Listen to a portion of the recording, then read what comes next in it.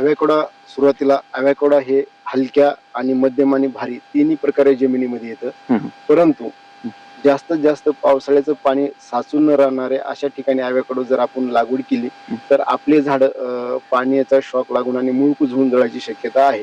तर अवॅकोडो लागवड करण्यासाठी पाण्याची निचरा होणारी जमीन असली पाहिजे, उताराची जमीन असली पाहिजे.